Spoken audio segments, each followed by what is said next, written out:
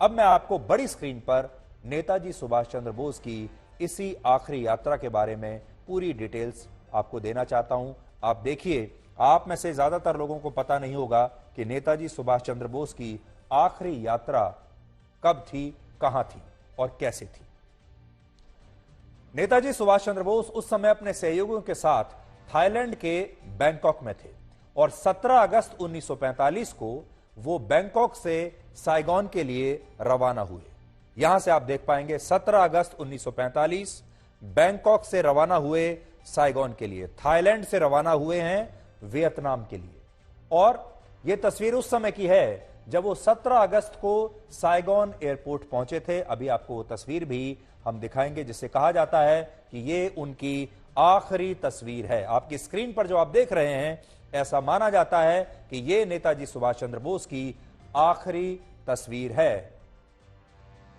वर्ष 1945 में Saigon airport पर जब वो लैंड कर रहे थे, ये तब की तस्वीर है। आप देख सकते हैं कि विमान से उतरते हुए उनकी ये तस्वीर है।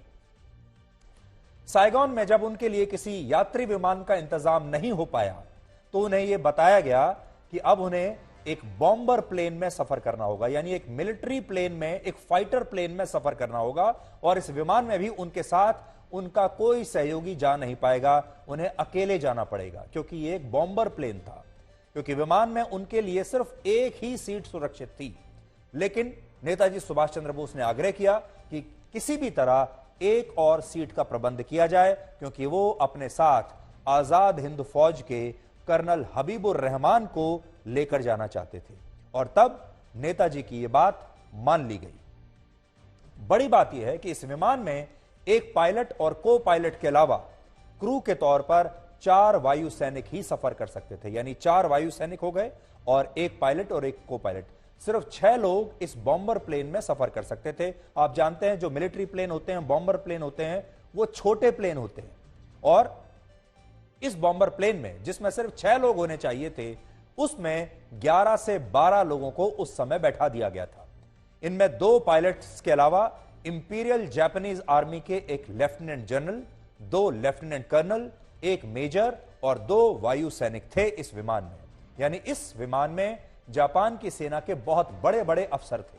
और ये नेताजी सुभाष चंद्र बोस के साथ इसलिए विमान में जा रहे थे क्योंकि जापान की सेना चाहती थी कि नेताजी ऐसा कोई फैसला ना लें जिससे रशिया के समर्थन से जापान पर कोई असर पड़े। यानी नेताजी के साथ जापान की सेना ने अपने कुछ बड़े अधिकारियों को साथ में भेज दिया ताकि नेताजी अपनी मर्जी से कोई रशिया की सरकार के साथ आजाद फैसला ना ले पाए। यह विमान 17 अगस्त को साइगॉन से वियतनाम के तोरेन पहुंचा और 17 अगस्त की रात नेताजी वहीं पर रुके। देखिए, 17 अगस्त 1945 वियतनाम के तोरेन से यह विमान साइगॉन पहुंचा है। यह इसका रूट है जो हम आपको लगातार बता रहे हैं। इसके बाद 18 अगस्त की सुबह उनका विमान यहां से ताइवान के उस एयरपोर्ट पर पहुंचा जहां यह विमान बाद में क्रैश हुआ। ऐसा दावा किया जाता है कि दोपहर 2 बजे यह विमान इस एयरपोर्ट पर लैंड हुआ और विमान में ईंधन भरने के बाद 2:35 पर इसने फिर से उड़ान भरी। लेकिन टेक ऑफ के दौरान विमान का एक प्रोपेलर टूट गया और उसमें आग लग गई और इसके बाद यह विमान क्रैश हो गया जब यह तोरेन से उड़ा था और ताइहोकू एयरपोर्ट पर यह क्रैश हो गया, यहां पर जो आज ताइवान में है। नेताजी जिस विमान में यात्रा कर रहे थे उस विमान का मॉडल था 97-2 सैली। इसे कहा जाता है 97-2 सैली और यह दूसरे विश्व युद्ध का सबसे खतरनाक बॉम्बर प्लेन माना जाता था और इसमें 2 पायलट्स के अलावा ज्यादा से ज्यादा 4 वायु सैनिकों का क्रू एक बार में सफर कर सकता था। तो बड़ी बात जो आपके सीखने की है वो ये कि इस विमान में सिर्फ 6 लोग सफर कर सकते थे, जिसमें 2 पायलट और 4 लोग और। लेकिन हैरानी की बात यह है कि दुर्घटना के समय इस विमान में 11 से 12 लोग मौजूद थे और इस विमान का एक वीडियो भी आज हमने आपके लिए निकाला है जिससे आप समझ पाएंगे कि यह कोई मामूली विमान नहीं था, बल्कि एक ऐसा विमान था जो लगातार दूसरे विश्व युद्ध के केंद्र में रहा, क्योंकि दूसरे विश्व युद्ध में इसे सबसे खतरनाक विमानों में एक माना जाता था। उस जमाने में जब इस मॉडल का कोई विमान क्रैश होता था तो यह एक बहुत बड़ी अंतर्राष्ट्रीय खबर बनती थी, लेकिन नेताजी के मामले में उस दिन यह खबर कहीं भी मीडिया में रिपोर्ट नहीं हुई। इस दुर्घटना में नेताजी के सहयोगी कर्नल हबीबुर रहमान बच गए थे। अब बड़ी बात जो है वो ये, आजाद हिंद फौज में कर्नल हबीबुर रहमान जो नेताजी के सहयोगी थे, जिनके लिए नेताजी ने जिद की जापान की सरकार से कि मैं अकेले नहीं जाऊंगा, मेरे साथ मेरा एक सहयोगी और जाएगा और वो है कर्नल हबीबुर रहमान, और फिर किसी तरीके से उनके लिए भी एक और सीट का इंतजाम किया गया।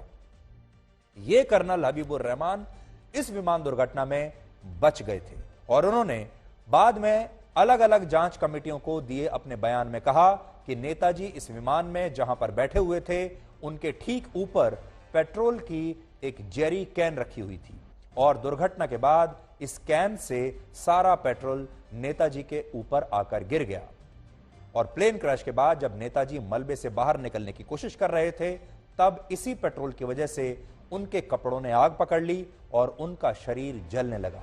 लेकिन कर्नल हबीबुर रहमान कहते हैं कि उन्होंने किसी तरह से नेताजी की मदद की और उनके सिर से उस समय बहुत खून बह रहा था और उस खून को रोकने के लिए उन्होंने नेताजी के सिर पर एक पट्टी भी बांधी।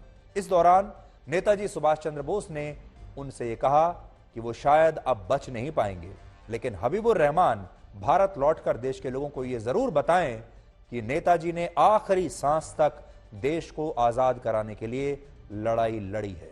नेताजी चाहते थे कि उनका देश ये जाने कि उन्होंने आखिरी सांस तक इस देश की आजादी के लिए लड़ाई लड़ी है और आज उनकी 126वीं जयंती पर यही संदेश हम देश के हर नागरिक तक पहुंचाना चाहते हैं। अगर आप तक नहीं पहुंचा हो तो आपको यह जानना चाहिए। आज कर्नल हबीबुर रहमान अपने बयान में यह भी कहते हैं कि इसके बाद नेताजी सुभाष चंद्र बोस को जख्मी हालत में ताइवान के एक मिलिट्री हॉस्पिटल में ले जाया गया, जहां 18 अगस्त 1945 को ही इलाज के दौरान उनकी मृत्यु हो गई और ऐसा दावा किया जाता है कि इसके बाद 20 अगस्त को ताइवान के ही एक शमशान घाट में नेताजी का अंतिम संस्कार भी कर दिया गया था। और यह पूरी कहानी हमारा देश पिछले 78 वर्षों से लगातार आज तक सुनता चला आ रहा है, लेकिन क्या यह कहानी सच है या यह सच्चाई से बहुत दूर है?